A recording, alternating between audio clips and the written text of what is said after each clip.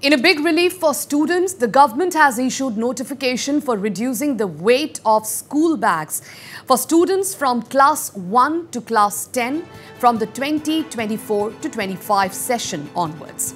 The Education Department has stated that the maximum weight of school bags will be 1.5 to 2 kg for students of classes 1 and 2,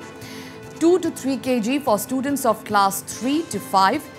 Weight of school bags for students of class 6 to 8 will be 3 to 4 kg.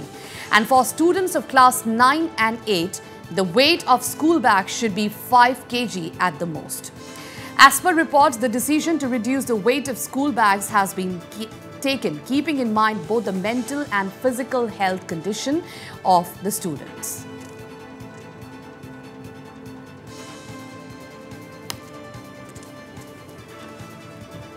Assam সরকার তথা শিক্ষা বিভাগে যেটো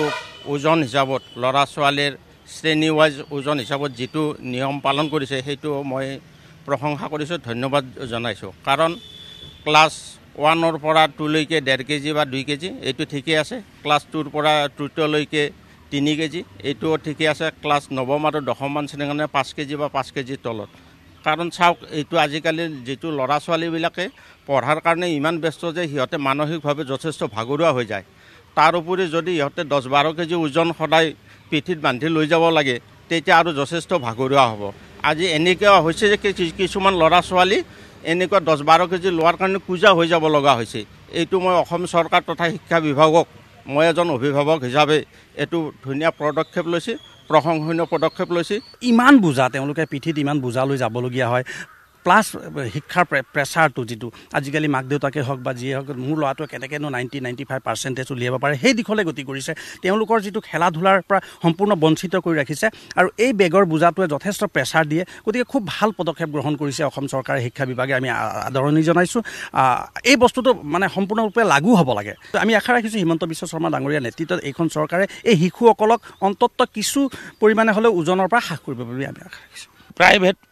যিখিনি বিদ্যালয় তেওঁলোকৰ কিবা টিফিনৰ পৰা আৰম্ভ কৰি বিভিন্ন ধৰণৰ মানে বস্তু